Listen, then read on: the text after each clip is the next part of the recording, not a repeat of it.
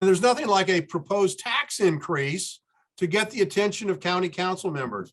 In the first review of County Executive Mark Elrich's proposed budget, which includes a whopping 10% increase in property taxes, among other extravagances, first-term council member Dawn Lutke and Marilyn Balcom questioned the size of the large funding increases for the county agency and the use of one-time revenue for ongoing spending. Nancy, you're the insider of all insiders. What the heck is going on here?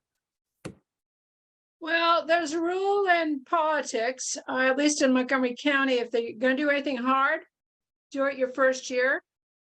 And so that's what this council's looking at, some big financial issues. I don't know what they're going to do. Frankly, they have already very large reserves, Montgomery County does. So query whether we have too much money on hand. Mark is proposing moving some of that around for one-time expenses. That violates the set of principles that the council has adopted over the years in terms of how you manage the money.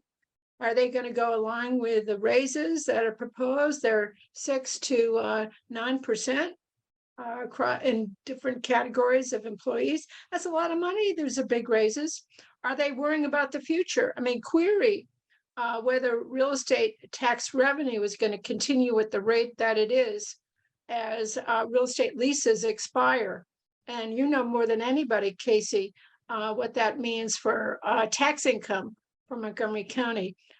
Those are all part of the equation that they're going to have to take up. They're not going to decide until the end of May. But, you know, we'll see. I mean, I suspect there's a liberal group. Will they go along with this? I don't know. All right, those are big increases to look at this year. Well, but it also locks in increases in the future. I mean, this is the, you know. Well, that's the thing. This is a problem when we're facing budget deficits, alleged budget deficits every year. And absolutely. And you mentioned the issue regarding economic growth.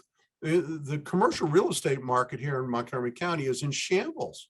The occupancy rate is higher than it has ever been for office and for retail. The only sector that's doing well is industrial, and there's not enough of it, not enough industrial zoned. And we're going to have a big problem supporting this because the revenue from taxes will not be there in the future. I'm very worried about that side. Remember that our real estate property taxes cannot increase by more than 10% a year, at least for existing homeowners.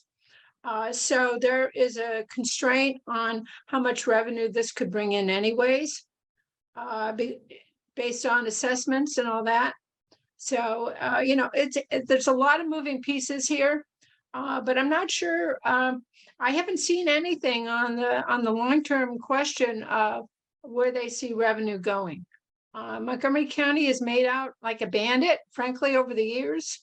And again, there have not been, and I've told you this many times, there have never been many community protests about taxes. You may talk about it amongst yourselves, but we don't hear, elected people do not routinely hear that, certainly not at budget hearings.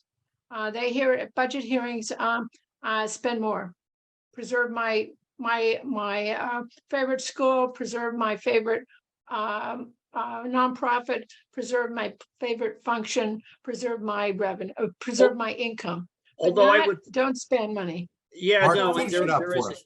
Yeah, I was going to say there is a substantial spend more constituency, and it was driven, at least at the county council meetings or hearings, by public employee unions that are pushing very hard for the raises that Nancy referenced. But to Casey's point, I would also point out that after years of growth, Montgomery County's population is now declining. And that may well be the ability to, you know, to work from home and to work somewhere else, and to work somewhere that is much more affordable than Montgomery County. So we'll see. I think we do have some long-term serious economic challenges. from this county. I think you well said, and we're going to have to wrap it up there.